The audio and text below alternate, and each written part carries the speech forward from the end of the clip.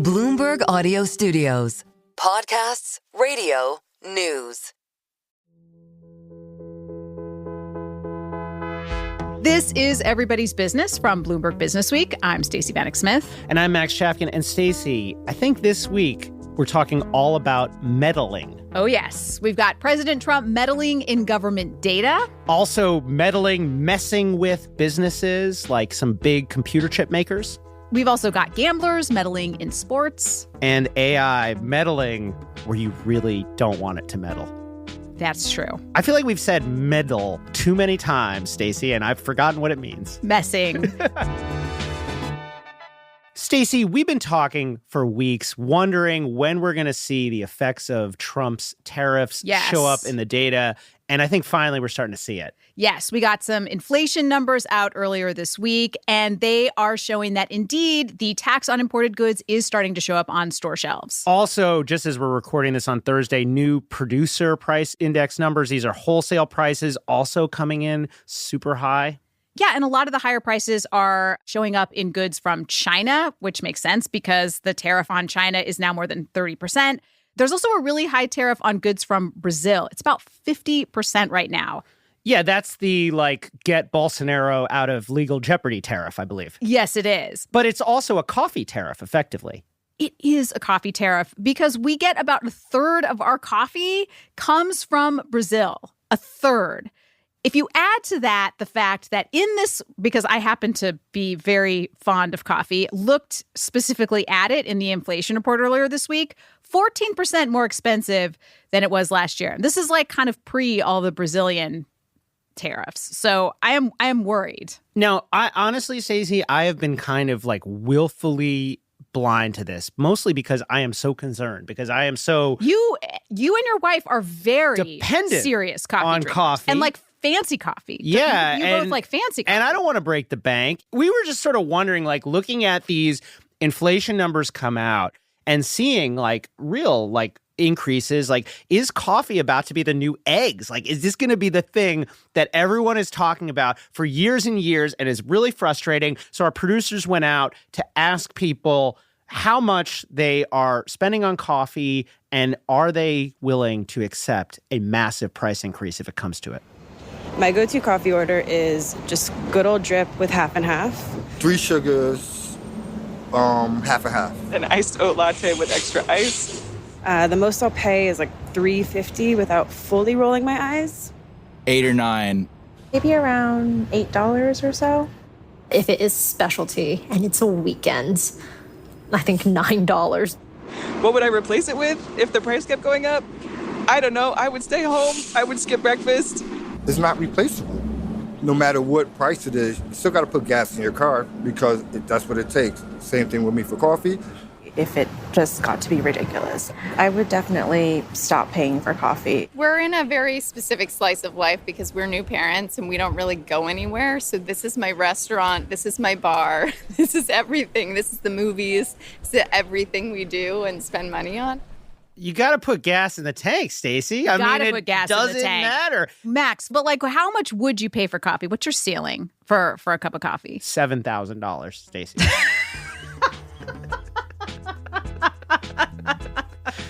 That's the point at which I probably would stop paying.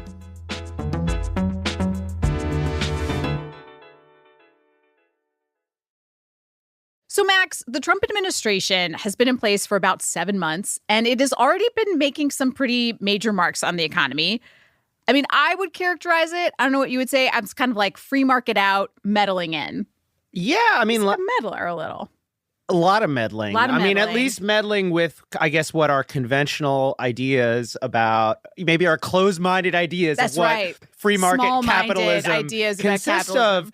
Last week, listeners, remember we had Erica Goshen, former head of the BLS, the Bureau of Labor Statistics, on the show. We were talking about all the kind of weirdly politicized changes at the agency, which continue this week. Oh, yes. The new BLS heir apparent, this man named E.J. Antoni, told Fox that he actually thinks the job numbers should not come out every month, but rather quarterly, which I'm on social media with a lot of economists, and this was basically a bomb going off. I mean, feel like it was like for the rest of us, end maybe days. not, but I understand that. No one seems to be as emotional as I am about this particular topic. But yeah, so I mean, those are potentially huge changes, but it's not just government data and the government, it's also private industry.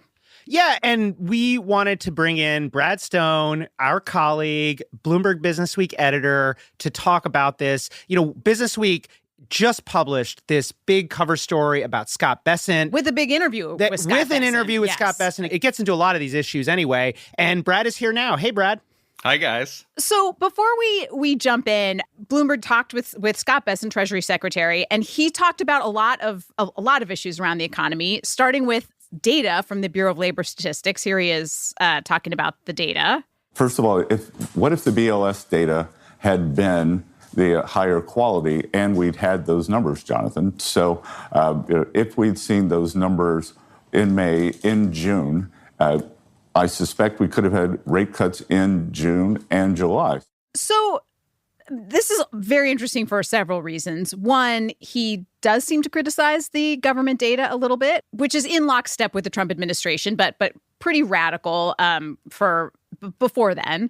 Also, he is talking about cutting interest rates, which would help juice the economy, potentially worsen inflation. Brad, what are your thoughts about what Bessent had to say to Bloomberg and to Businessweek about his stance on the economy and kind of how he views things? Well, let me address two things. First, on the labor statistics, Stacey. You know, I learned a lot from Everybody's Business last week in our interview with Erica Grosjean, the former BLS commissioner, about how they gather that data. And it is necessarily an imperfect process. There are surveys of businesses and entrepreneurs, and the data does change because the surveys come in at different times, and they have to continue to revise the data. So you're almost like talking about just physics here. And so when the Treasury Secretary says, you know, the data was wrong, the commissioner, previous commissioner deserved to be fired, I think they're being a little disingenuous. And this is part of the campaign to pressure the Fed to lower interest rates. And now why is the Trump administration so impatient to lower interest rates? And I think reading this month's Businessweek cover story is like a great clue. I mean, part of the secretary's plan is accelerating economic growth to 3% and then lowering the budget deficit as a percentage of GDP. And, you know, when you think of the impact of the one big, beautiful bill and the massive deficit impact that the Congressional Budget Office projects, accelerating that economic growth is really key. The tariff revenue is not going to make it up, even though we just heard from the Treasury Department yesterday, tariff receipts grew to like $30 billion in July alone. But it doesn't cover the entire shortfall. So you really do need to accelerate growth. And that's why they want to see interest rates come down very quickly.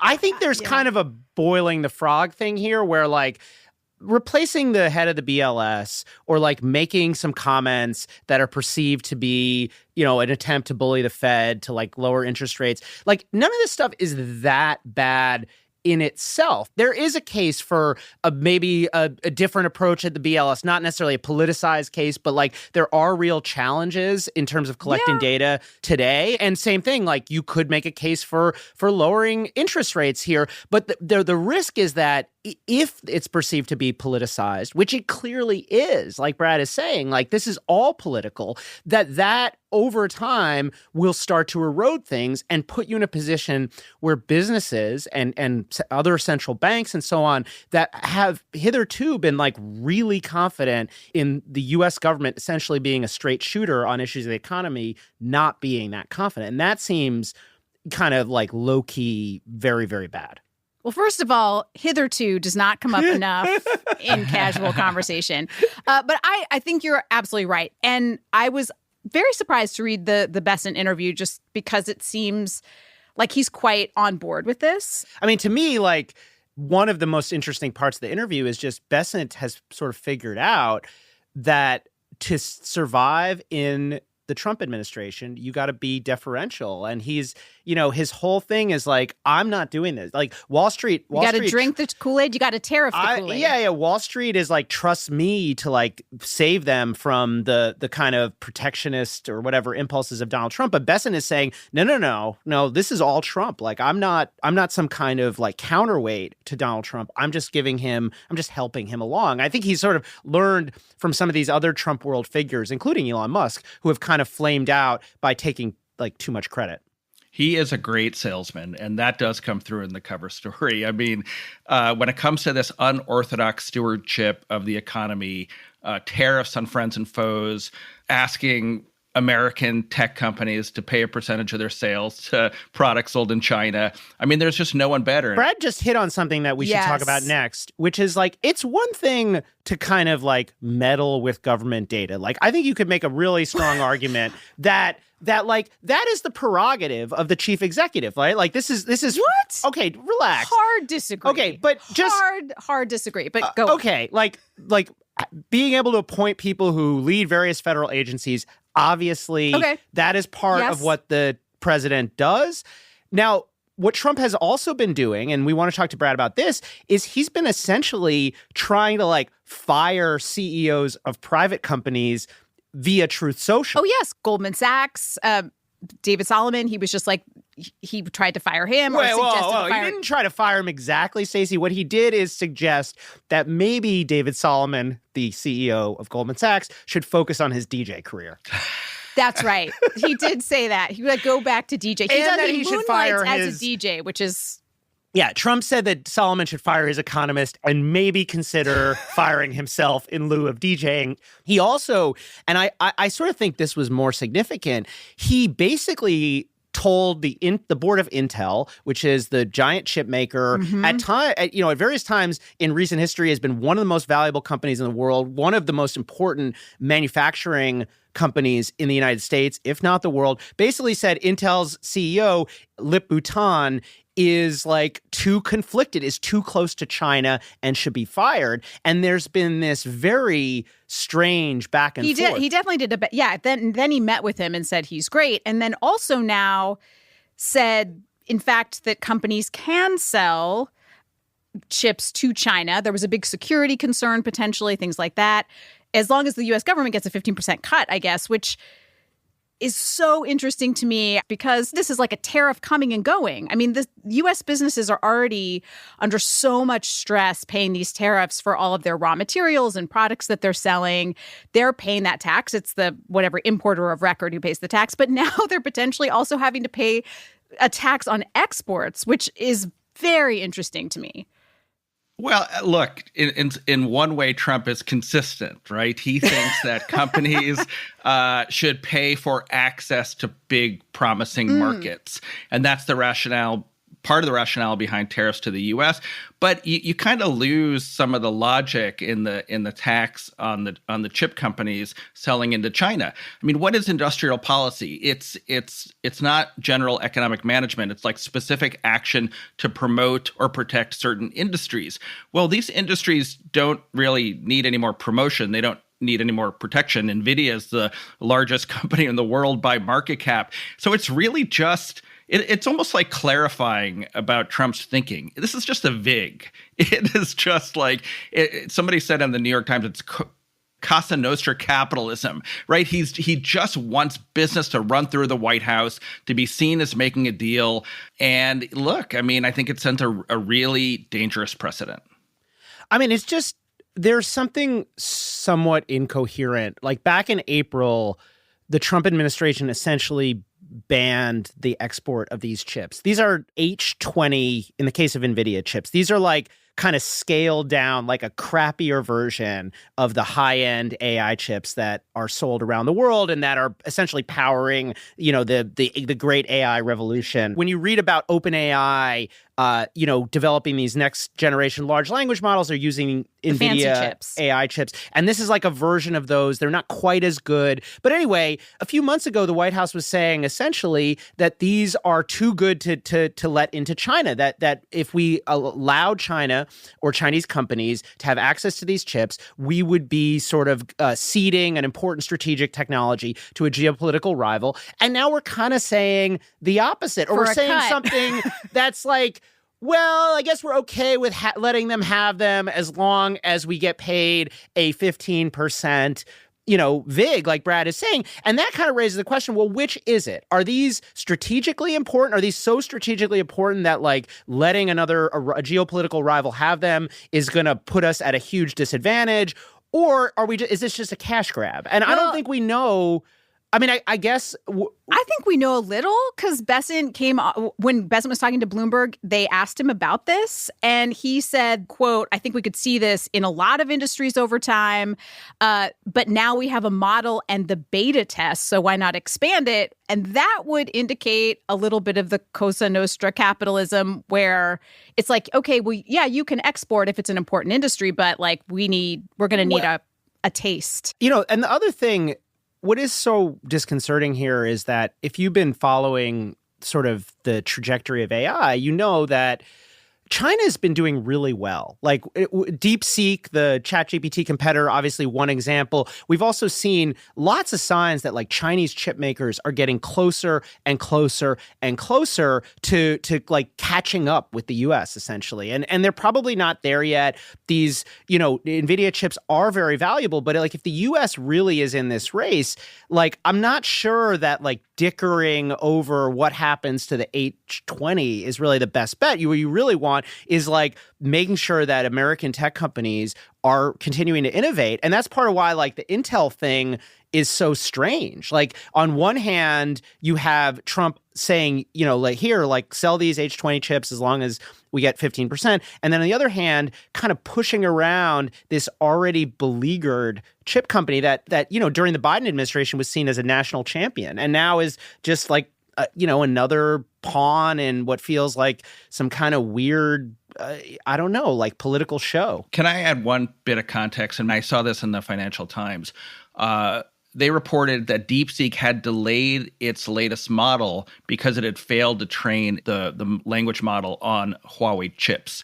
And so that does suggest that China still is at a bit of a disadvantage, and that the argument made most prominently by Dario Amodei of Anthropic that, that this is really a foot race and a national security concern. And companies like NVIDIA and AMD should not be selling their chips to China, that it is a national security issue. And, it's funny, the Trump administration's been so inconsistent on that point, but it does suggest that this economic advantage of the 15% tax has trumped, pun intended, a real national security issue. This administration has to decide what is more important. Is it AI primacy and national security, or is it economic deal-making and the political benefits of an appearance of a Trump deal-making win? And I think the administration's been very inconsistent on that point. All right. Well, Brad Stone, thank you so much for joining us. And I think maybe we should let David Solomon DJ us out.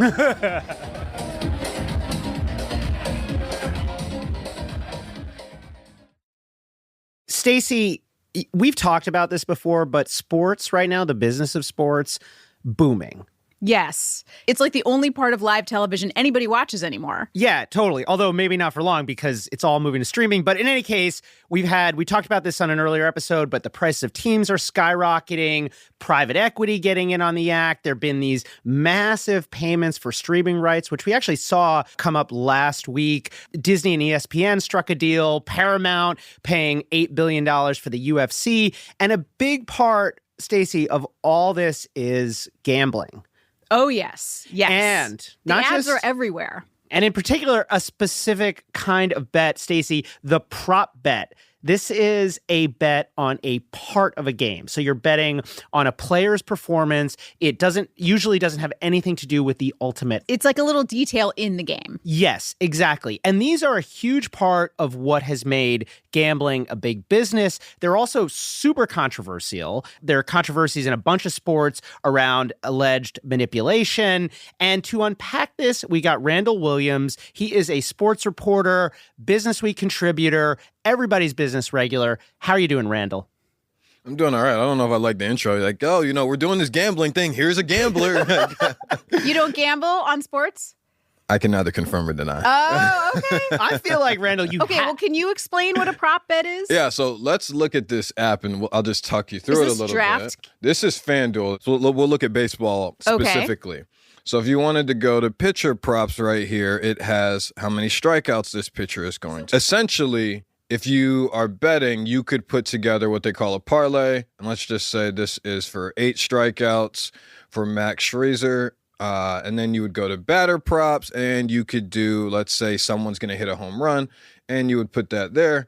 And now you have you put together like a little mixture of things where you're like, I think there's going to be a home run, and I think this pitcher's going to walk 3 people and that kind of thing? Yep. I understand like betting on a game. That makes sense to me. Or even betting on how a player will do or the spread, as they call it. But why is there demand for, I mean, as a person who can neither confirm nor deny their betting habits, like what is the appeal of these prop bets? Well, I think that if you're a fan of the team, then yeah, you might want to bet on a daily basis. But however, you might want to track a player's performance versus someone. So in the NFL, you would track, let's say Justin Jefferson has had 5 catches in 7 straight games, and another receiver has had 4 catches in 3 straight games. Now, that's not going to yield you a lot of money, but if you put a lot of money up, let's say you put $300 up, that might yield you a return of, let's say, $315. You'll just say, like, I think he'll run X number of yards, or I think he'll... Okay. These are, and the reason we're talking about this, we're kind of burying the lead.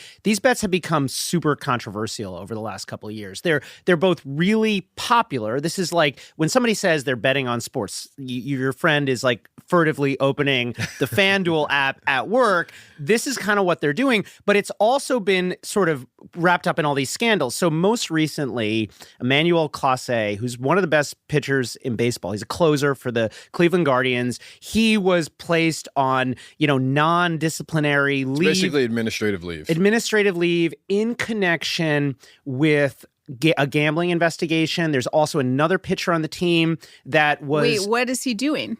Randall, what is the concern the basis of the investigation is that they found that he would throw a ball on just about every first pitch. The suggestion is he's pitching deliberately poorly on his first pitch. It's not even coming close. In order to please the gamblers. Right. Now, we should say this is like an allegation that I think has not been confirmed. Correct. I don't even know that there's been an accusation. Neither confirmed nor denied. He could very well, the investigation could come up inconclusive. He could be playing in the next couple of weeks. He could also never play again. It's one of those things where the investigation has to conclude, and then we'll find out what the result of his career is going to be. Now, this has also come up in the NBA. Jonte Porter, kind of little-known basketball player who was banned. Am I wrong, Randall? No. I think Jonte Porter is a funny example of this. And essentially what happened with Jonte Porter was he was part of what I would consider a betting group/organization, and he was getting a little playing time, and he would basically check into the game, and then within 5 or 6 minutes, he would suffer an injury. And I put 2 fingers up there because it obviously was not an injury, and he would check out. Therefore, all of his betting group would hit on whatever the bet was. They were taking the under, which means they're betting that he would get less than a line on things like number of points, number of rebounds. And so essentially he would like take himself out of the game. And because of this, he's been banned. I mean, he's banned from basketball. In journalism terms, it's like if someone was betting on, Stacey, you're going to do 3 stories today, and you walk in here and you trip on, the elevator, and then you go home. Well, everybody that bet on you to doing 3 stories, is now lost money, but the people that you insider traded with will win it. These prop bets focus on, they're so granular. It's not like throwing a whole game or something. It's not. Right. So it's like one person can actually control this. In some aspect, yes. And get paid off, presumably. The league's concerns with this is the integrity of the game portion. You don't want people, and the sports books obviously don't want to lose money. The reason Jonte Porter was flagged was because people put up an absurd amount of money. If it's small time money and it's not regular bettors, they're like, no one even knows who this guy is. Exactly. It's insane the fact that, someone put up whatever the amount of money that it was, but the sports book was essentially like, okay, that is not normal. We need to look into that. And eventually he was banned from the entire NBA for the rest of his life. Now, Randall, I feel like I'm old enough to remember, and I think most people listening to this podcast will be old enough to remember that sports leagues generally opposed gambling. Yeah, they did. And so what happened here? It's just money, basically? Money started talking. I think as the rules and laws changed, you had leagues and organizations who were the first to embrace this. But over time, it was like, are we going to get into this money or are we not? And, I think some of the thinking is that if you don't embrace this, then you run the risk of people doing it illegally.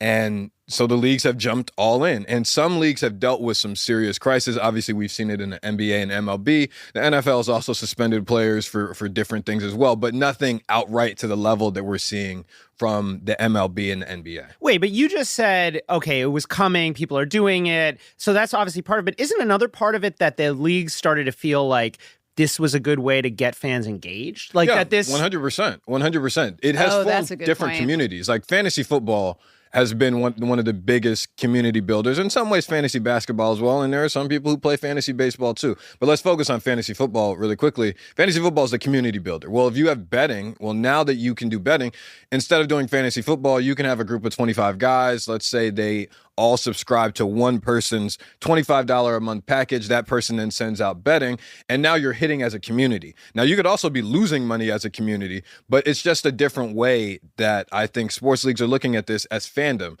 Well, and people are going to really be wanting to watch these games live. If they have money riding on it, they're going to care a lot. They're going to be, you're kind of locking in really dedicated 100%. fans. Even if they love the team to start with, they are going to be super invested. And it's funny because, Randall, you pointed this out to me, but 2017, Adam Silver, he was asked about this. He said, one of my concerns is that I will be portrayed as pro-sports betting. I view myself as pro-transparency and someone who's a realist in the business. The best way for the league to monitor our integrity is for the betting action to move forward. Okay, so basically, pragmatic concern. Roger Goodell, this is what he said in 2012. Roger Goodell, of course, the commissioner of the NFL. Of course. If gambling is permitted freely on sporting events, normal incidents of the game, such as bad snaps, drop passes, turnovers, penalties, and play calling, inevitably will fuel speculation, distrust, and accusations of point shaving or game fixing.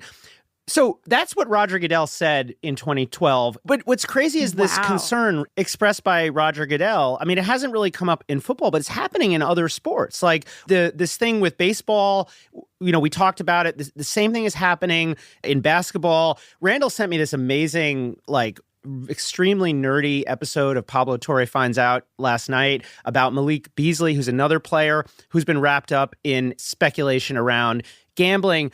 And you really get the sense that a lot of fans, this has now become part of fandom, is not only are you sort of betting on games, but you're sort of worried if you see something funny, you're like, oh, maybe there's a gambling angle to this. If our star reliever starts throwing the ball, 4 or 5 feet outside the strike zone every time he starts his, outing, I'm going to start thinking, wait, is he on the take or whatever? That to me feels very... Watch the game differently. Yeah, that feels like a long-term risk to the league. Definitely in some aspect. I think it all depends on, how much is being put up for some of these things. There are some real high-rolling gamblers, but it has to be consistent in order for the books to catch it. And the biggest thing was Shohei Otani last year. Shohei Otani, basically the best new age Babe Ruth. Current baseball player. He's the Babe Ruth of our time, but also about a year and a half ago, it came out that Shohei Otani had been, at least through a bank account of his, gambling millions of dollars on sports. Illegally. Illegally. But Otani's story, which it seems like authorities have accepted, the league has accepted, is that it was actually his translator accessing his bank account. But anyway, but it's still at a time when the league is wholeheartedly embracing gambling. I mean, it seems problematic. It looks a certain way, and all of these leagues have to avoid this. I mean, everybody who covers sports business in some ways is waiting for the big sports story to happen in gambling. Everybody thought it was going to be the Shohei Otani thing. As you said, it's since been accepted. And with that in mind, now you're just waiting on the next one. Now we're looking at Malik Beasley, and how many times is this going to come up again and again and again? And in large part because they have embraced the money. And for some players who, even though they make millions of dollars, maybe the millions aren't enough. Maybe these groups that they're a part of stand to make more, or you get in with the wrong people, you're in debt, which is what Malik Beasley is somewhat facing. And now it's like, okay, I have to cover this some way, somehow. And they lean into this. Now, the sports books are incentivized to, of course, catch these people, because if you have high-rolling organizations who are betting on this, then the books are going to be losing money if a player is rigging games. So the leagues and the betting organizations are working together to catch these individuals, but have all of them been caught? I mean, it remains to be seen. All right. I think our producer, Amy, had the under on keeping this under 15 minutes. So we better help her out and wrap here. But before you go, Randall, stick around. We have one more segment here. Yeah, Randall, you might want to just brace yourself. Uh-oh.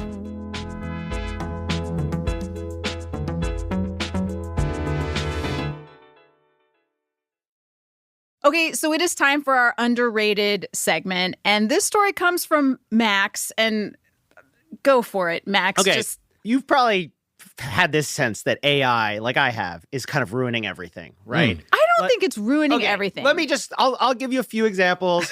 Seems like it's kind of ruining the college essay. It's kind of ruining art. I'm sorry. It kind of is. I don't think so. It's kind of ruining social media. There's all this slop. It's kind of ruining search engines. And I have another thing that AI is ruining. Are you ready for it? Colonoscopies. Whoa. There's nothing to ruin. Whoa. I don't think there's anywhere to go but up for a colonoscopy. well. How did we Randall's get here? traumatized. I told you. All right. So I'm being glib, but you're probably aware that doctors and hospitals have been experimenting with AI for detecting cancer, in x-rays and stuff. This is a big area of opportunity as far as software companies and healthcare providers see it.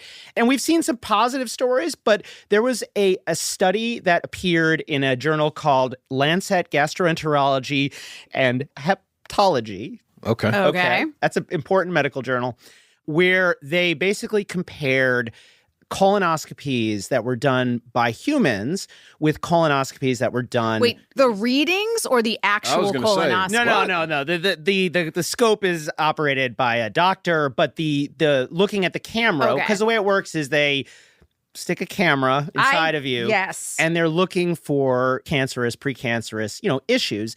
And the hope has been that you could sort of have a software algorithm looking at the feed and sort of flagging areas of concern to doctors. And which kind of makes a lot of sense, right? It probably looks pretty similar every single time. These polyps and so on are hard to spot. Maybe the software can do it for you. Now, when they use the software, according to this study, essentially the software did a little bit better than, in some cases, the software seemed to basically work. But when they took the software away, it actually made the doctors worse. Their skills degraded.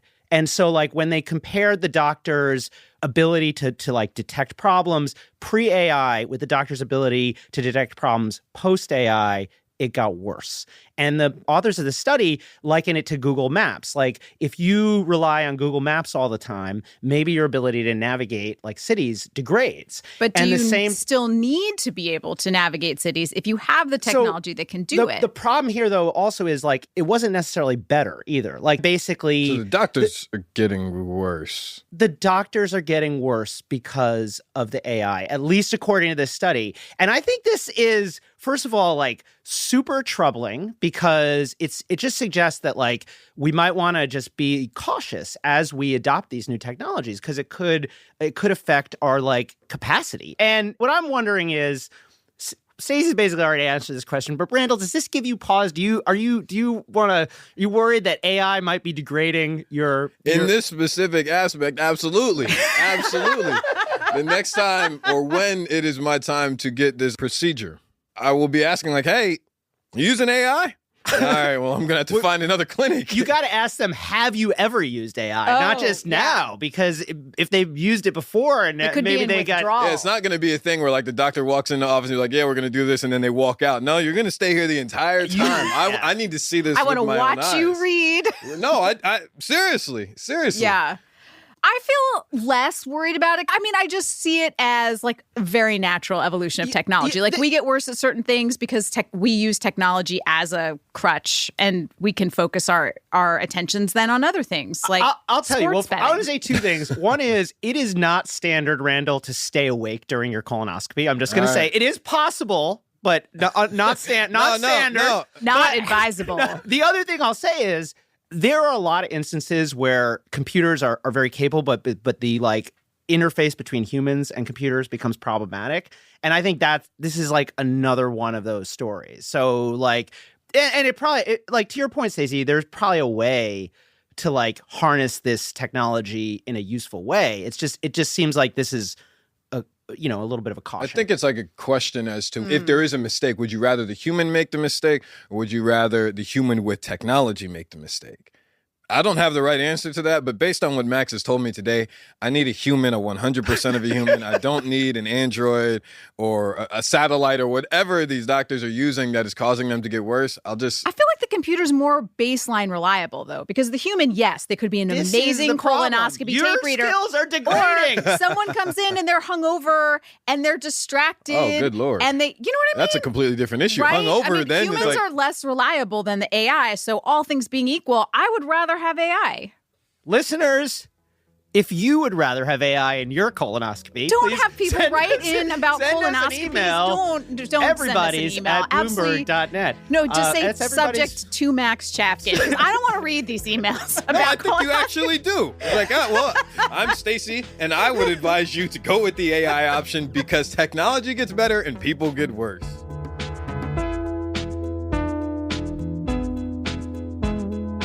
This show is produced by Stacey Wong. Magnus Henriksen is our supervising producer. Amy Keene is our editor. And Brendan Francis Newnham is our executive producer.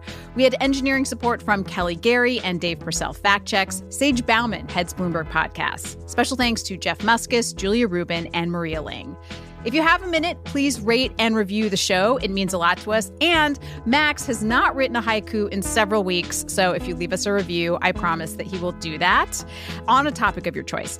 And if you have a story that should be our business, email us at everybodies@bloomberg.net. That's everybody's with an S at bloomberg.net. And if you have reviews of your colonoscopy, send them to Max, to me. Care of Max Chafkin. He's happy to look at photo attachments as well. Thank you for listening, and see you next week.